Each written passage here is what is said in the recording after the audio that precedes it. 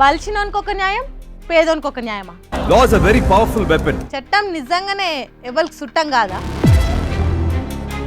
Fourth estate అని చెప్పుకునే media నిజాన్ని నిర్భయంగా చెప్తామంటుంది. నిజంగానే చెప్తుందా? రక్షక భట్లమని చెప్పుకునే పోలీసులు సారు ఆపదుందని వస్తే నిజంగానే రక్షిస్తున్నారా? హోం శాఖని ఆయన దగ్గరనే పెట్టుకున్న సీఎం సారు అంత సిన్సియర్గా పంతనం చూపిస్తుండా? 17 ఏళ్ల బుజ్జి నాకు అన్యాయం జరిగిందని పోలీస్ స్టేషన్ మెట్లెక్కితే నీకోసం సెంట్రల్ మినిస్టర్ కొడుకు మీద కేసు పెట్టాలనా అని గంటలు ఆలోచన చేసినంటే చూడుండ్రి రాష్ట్రంలో పరిస్థితులు ఎట్లున్నాయి.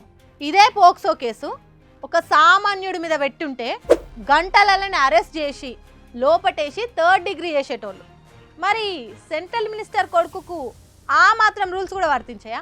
బండి సంజయ్ కొడుకు బండి భగీరథ్ను అరెస్ట్ చేస్తేందుకో చట్టపరంగా చర్యలు తీసుకునేందుకో ఎందుకు ఇంత ఆలస్యం? దేనికోసం? చేసిందే శరం లేని పనంటే మీదికెళ్ళి రివర్స్ కేసు పెట్టే క్రిమినల్ మైండ్ తెలివితేటలకి చప్పట్లు కొట్టి సన్మానం చేయాల్సింది. నీ నీచప్ కథలన్నీ నిజమేనా అని గట్టి గదరాయించి అడిగితే హనీ ట్రాప్ అనుకుంటా కవర్ డ్రైవ్ చేస్తుండు బండి సంజయ్ పుత్రరత్నం బండి భగీరథ్. మరి హనీ ట్రాపే అయితే ముందే పోయి కేసు ఎందుకు పెట్టలేదు? మీదికెళ్ళి 5 కోట్లు అడిగితే 50,000 ఇచ్చినా అంటుండు. అసలు ఏ తప్పు చేయకుంటే 50,000 ఇచ్చే అక్కరేముంది, అవసరం ఏముంది, ఎందుకు ఇవ్వాలి? ఈయనే తెలిసిపోతుంది కదా ఇందులో ఏదో ఒక మతలబు ఉందని. అయినా హనీ ట్రాప్ అని తప్పించుకొని చూసుడు కాదు, హనీ ట్రాపే అయి ఉంటే మీ నాయన సెంట్రల్ హోంశాఖ సహాయ మంత్రి కదా. మరి ఈ లెక్కన దేశానికి లింక్ ఉండి నీకు తెలిసిన ఎన్ని సీక్రెట్లు బయటికి చెప్పినావు అట్లా కూడా నేను లోపటేయాల్సిందే కదా.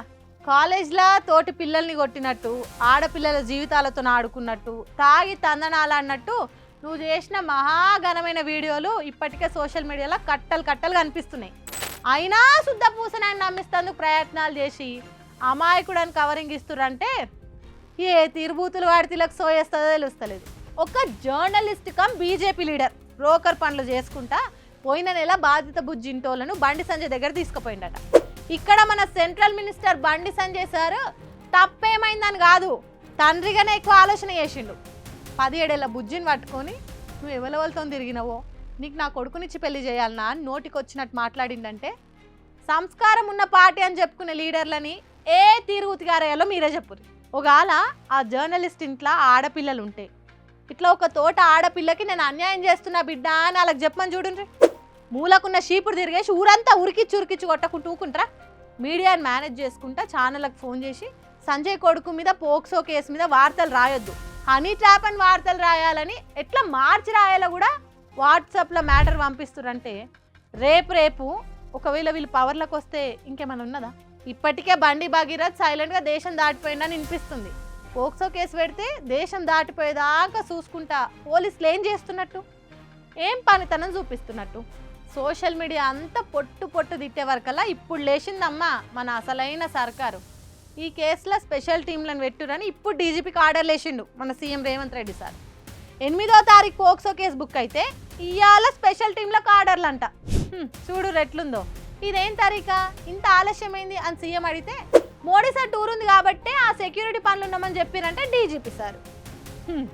ఆర్డర్ ప్రకారం జరిగేదానికి ఇప్పుడు కొత్తగా ఆర్డర్లు వేసినాక ఏం చేస్తారో మరిగా.